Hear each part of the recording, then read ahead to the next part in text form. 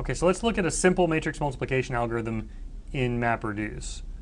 So before we get there, just to remind you how to think about matrix multiplication, we've got a matrix with 4 columns and 2 rows multiplied by a matrix with 2 columns and 4 rows, and the output is going to have the number of rows from the first matrix and the number of columns from the second matrix, so it's 2 by 2 in this case. Okay, and again, just to refresh your memory here, what is this result?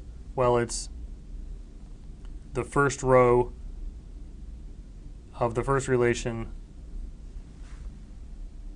the dot product with the first column of the second matrix.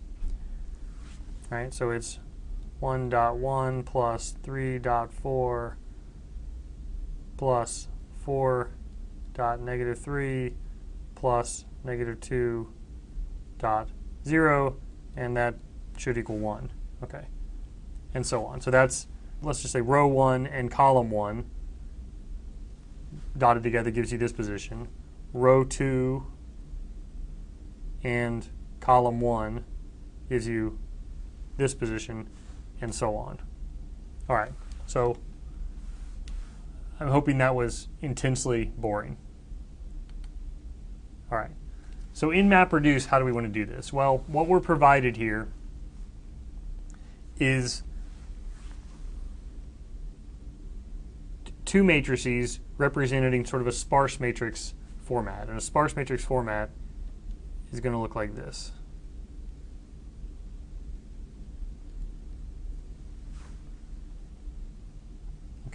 So this is row ID, column ID, and the value. And the reason I call this a sparse matrix format is that it would be inefficient to represent a very, very large matrix this way if you had a value for every position, right? So if you think about just a multidimensional array in memory, you don't have to be explicit about the I and j coordinates. You only have to provide the values. But if many of those values in that array are missing, then in this representation, I just can ignore them altogether. I just don't put them in, right? Okay. So anytime a value of 0, just remove that tuple altogether. Okay. So we're given 2 of these sparse matrices represented as tuples, sets of tuples, and we're going to do the same trick. Matrix multiply is a binary relation, and so we need to lump them all together.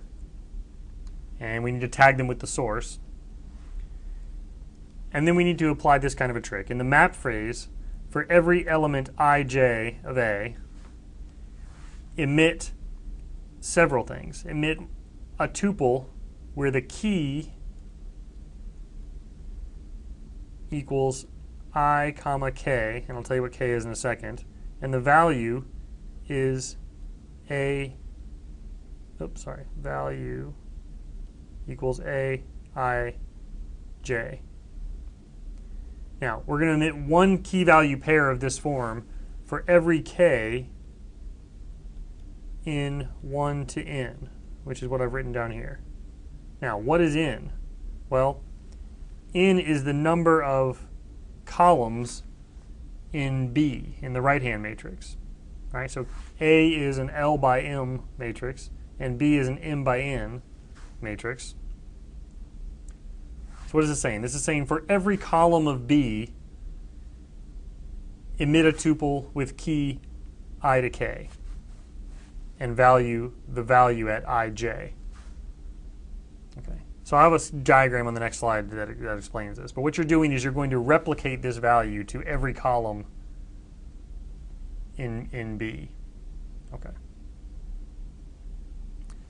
And then for B, you do the same kind of thing. You say the key is going to be equal to ik, and the value is equal to b jk. Okay. And you're going to emit one of these key value pairs for every I, the upside down A for all I in 1 to L. where L is the number of rows in A, right? So you have to replicate the values of B to all the corresponding rows of A, and you have to replicate the values of A to all the corresponding columns of B. Okay, so this, and then finally in the reduce phase, you can do the dot product and produce the output. So it may be hard to think about written out in notation like that. So think about this sort of diagrammatically. The first, the value 1 1 in A needs to be sent. Actually, let me back up one step. First thing to recognize is that there's going to be one reducer per output cell in this algorithm. So here we're going to have 6 reducers. And if you had really, really large matrices, which is why we're playing this game, is to imagine that we have, 10,000 by 10,000 matrices. Sorry, matrix with dimensions 10,000 by 10,000. Then this starts to make more sense. So one reducer per cell in the output matrix. Okay, and think about what data does it need in order to compute its answer. Well, it needs, for the reducer 1 1 in the output, it needs all the values from row 1 in A, and it needs all the values from B1, from the first column of B, right? All those need to be sent here. Now, fine. So maybe I'll write that real quick. We need row 1 from A, and we need column 1 from B, right? Now, let's think about this second position. Okay, so this is row 1, column 2. Well, here we need row 1 from A and column 2 from B, right? So that's fine, but the problem is we don't have data represented in terms of rows and columns in the input. We have every individual cell. So we have to figure out where should this value, A11, be sent? Well, it needs to be sent to everybody that might need it, which means it needs to be sent here because we see row 1 from A. Well, this is in row 1 from A, therefore it needs to go here. And this second position also involves row 1 from A. So this guy needs to be sent to 2 places, which is what I was trying to draw here with these colors. It gets sent, let me draw some more arrows here and see if it gets too cluttered, which I'm sure it will, but we'll try it anyway. It needs to be sent to both of those locations. So for every column of B, you need to have row this value be sent. And similarly for this guy,